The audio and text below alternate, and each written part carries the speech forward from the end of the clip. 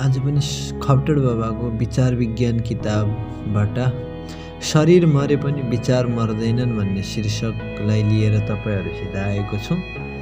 शरीरको नाश हुँदैमा विचारहरूको नाश हुँदैन। त्यसैले मरेपछि जब फेरि दोस्रो जन्म हुन्छ, पूर्व जन्ममा गरिएका राम्रा नराम्रा विचारले नै उसलाई सुख दुःख दिन्छन्। जो विचार बारम्बार पुष्टताले गरिन्छ त्यसलाई यदि कार्यपूर्तिका लागि तत्काल समय मिलेन भनेपछि जब समय मिल्दछ तब विचार पुनः मनमा उत्पन्न भई आफ्नो इच्छा अनुसार काम गराउँछ। यहाँ गहिरो कुरा भन्नुभएको छ भगवान खप्तड बाबाले। शरीरको नाश हुँदा हुन्छ तर विचारको नाश हुँदैन। शरीरको नाश भयो भने पनि विचार त मर्दैन भनेर भन्नुभएको छ। त्यसैले मान्छे मरेपछि फेरि जन्मिन्छ, दोस्रो जन्म हुन्छ। त्यो अघिल्लो जन्ममा जो हामीले विचार गरेका थियौँ त्यो विचारहरू यो जन्ममा आदत बन्छ। फेरि त्यसले अघिल्लो जन्ममा पूर्ण नभएका विचारहरू जो छन् तिनीहरू यो जन्ममा पूर्ण हुन खोज्दछन् र जति बेला तिनीहरू अब पूर्ण हुने समय आउँछ, तिनीहरूलाई समय मिल्छ, तब तिनीहरू फेरि मनमा उत्पन्न हुन्छन् र ती विचार नै फेरि तपाईलाई काम गर्न लगाउँछन्। जस्तो कुरा यस्तो बुझ्नुहोस् कि तपाईले आज खानामा म भात, दाल, तरकारी, मासु खान्छु भनेर इच्छा राख्नु भएको थियो, तर मासु खान तपाईले पाउनु भएन। त्यो भन्दामा कि सबै खानुभयो, तर अहिलेको लागि त भोक मर्यो। तर 10 दिनपछि फेरि तपाईको मनमा मासुको याद चाहिँ आइहाल्यो, किनकि जब तपाईलाई यसो सोच्न मिल्यो, मौका मिल्यो, आज खाना के खाने भनेर सोच्ने मौका मिल्दाखेरि नै त्यो मासु अगाडिपट्टि झुन्डेर आउँछ, किनकि तपाईको मनमा त्यो दबिएर बसेको थियो, त्यो तपाईको दिमागमा भित्र बसेको थियो। त्यही भएर फेरि त्यो मासु भन्ने कुरा चाहिँ तपाईको दिमागमा तत्काल आइहाल्छ। यो कुरालाई बुझाउनुहुन्छ बाबा। जुन काम नगरौँ भन्ने इच्छा छ त्यसलाई लाचार भएर गर्नुपर्छ। जस्तो कसैले धेरै दिनसम्म चोरीको विचार गरेको छ तर उसलाई चोरी गर्ने अवसर मिलेको छैन र पछिबाट कुनै सत्सङ्गमा गएर उसले आफ्नो चाल चलन सुधार्न धेरै सावधानी राख्न लाग्यो र पहिले गरिएका चोरीका विचारहरूको स्मरणद्वारा पश्चाताप गरेर उसले अब म कहिले चोरी गर्ने छैन भनी निश्चय गर्यो भने पनि समय पाएर पूर्वमा गरिएका चोरीका विचारहरूले उसको मन लोभ्याउँछन् र इच्छा नभएर एवं इच्छा नगर्ने पूर्ण निश्चय गरेर पनि उसबाट चोरी भइ नै हाल्छ, किनभने उसका ती विचार मरेका छैनन्। त्यसैले जब तिनका सहायक विचार मिल्दछन् तब तिनले बलात् चोरी गराइदिन्छन्। यसै प्रकार पूर्वमा गरिएका विचारहरूबाट अन्य जन्ममा पनि मानिस लाचार भएर उही काम गर्दछ। विचारहरूमा यति ठुलो बल छ, शरीर नष्ट हुँदैमा विचार नष्ट हुँदैनन्। विचारहरूलाई विकसित गर्ने उपाय के हो भने जसरी एउटै मार्गमा गाडीहरू लगातार दौडिरहने गरे भने मार्गमा गाडीका पाङ्राहरूबाट चिन्ह बन्दछन् र इनारमा डोरीको घोटाइले ढुङ्गामा चिन्ह बन्दछ। त्यसै गरी एउटै विचार बारम्बार पुष्टताले गरिएको छ भने मस्तिष्कमा त्यस प्रकारका परमाणु पुष्ट हुन जान्छन् र ज्ञान तन्तुहरूलाई त्यस अनुकूल चल्ने स्वभाव पर्न जान्छ।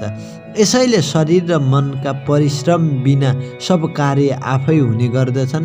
जब एक प्रकारका विचारमाथि एकाग्रता गरिन्छ तब त्यो विचार प्रष्ट हुन जान्छ। त्यसबाट फेरि अन्य विचार गर्नु सहज हुन जान्छ। जसरी नित्य व्यायाम गर्नाले शरीर पुष्ट हुन्छ, उसरी नै नित्य विचार गर्नाले विचार शक्ति पुष्ट हुन्छ।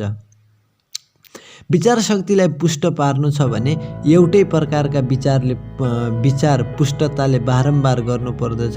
यस्तै प्रकारले नराम्रा विचारहरूलाई नाश गर्न जान्यौँ भने हामी धेरै नै सरलता र शीघ्रता साथ उन्नति गर्न सक्छौँ, किनभने नराम्रा विचार नै हामीलाई साना साना कुरामा अल्झाइराख्दछन्। यसैले हामी अगाडि बढ्न पाउँदैनौँ। जसरी दुर्गन्धित स्थानलाई शुद्ध गर्नको लागि सुगन्धित वस्तु छर्कनु पर्दछ र शीत निवृत्तिका लागि उष्ण औषधि सेवन गर्नुपर्दछ, उसरी नै खराब विचारहरूको नाशका लागि शान्त विचार एकाग्रताले गर्नुपर्दछ र लोभका विचारहरूको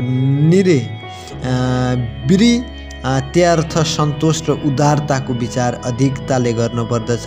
देशको विचारका नाशका लागि प्रेमको विचार र अभिमानको विचारका नाशका लागि नम्रताको विचार। याद गर्नुहोस्, यदि मनमा घृणा छ कसैप्रति रिस छ भनेपछि प्रेमका विचारले नष्ट गर्ने त्यसलाई, र अभिमानको घमण्डको विचार छ भने त्यसलाई नम्रताको विचारले त्यसलाई कम गर्न सक्नुहुन्छ। यदि डरको विचार छ भने डरको लागि निर्भयताको विचार गर्नुहोस्। निर्भय हुने, डरको विपरीत विचार गर्नुहोस्। यस्तै नै नराम्रा विचारका विरोधी तत् शुभ विचारलाई बढाउनु पर्दछ।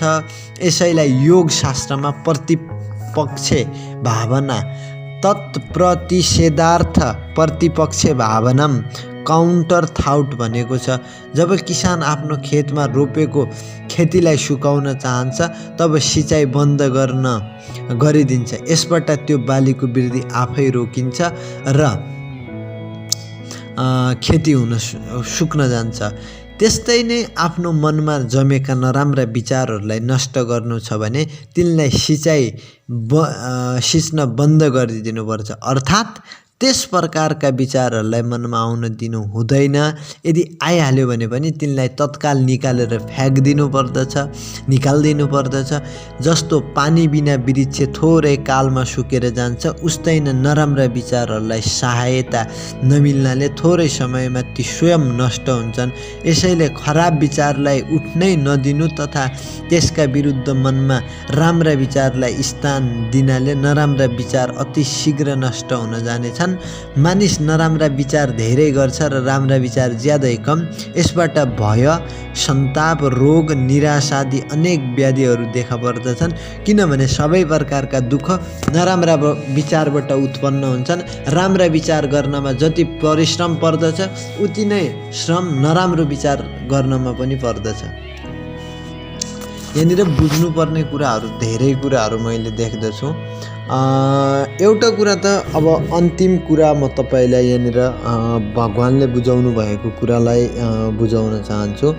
हाम्रो मनमा नराम्रो विचारहरू किन बढ्दै जान्छ त भने हामी जसरी एउटा किसानले आफ्नो खेतमा धान, गहुँ, मकै छर्नको लागि बनाएको हुन्छ भूमि, त्यस्तै हाम्रो मनमा पनि एउटा भूमि तयार हुन्छ। भगवान्ले भूमि बनाइदिएको छ। त्यो भूमिमा हामी बीज भर्छौँ, त्यसमा बीज बुने गर्छौँ। बुनु भनेको यसलाई भन्छ छर्नु, छर्किनु।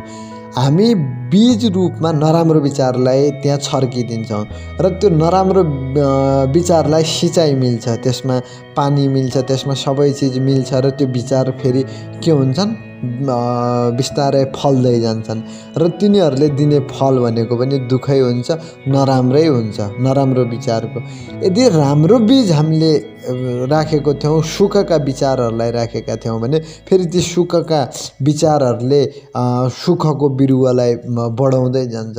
त्यस्तै विद्वान मान्छेहरूले के भनेको छन् भने एउटा कुरा यहाँनिर, हामी प्रेम गर्छौँ भने तपाईँले एकचोटि 1 गुणा मात्रै प्रेम गर्नुभयो भने तपाईँलाई फर्किने बेलामा 100,000 गुणा भएर आउँछ। 1 गुणा प्रेमको भने तपाईँले मस्तले प्रेम गर्नुभयो भने त्यही प्रेम फल्छ। किनकि तपाईँको भित्र जो विचार प्रेमको गर्नुभएको छ त्यो मनको भूमिमा प्रेमको बिरुवा फुल्छ र त्यसको फल पनि प्रेममै लाग्छ।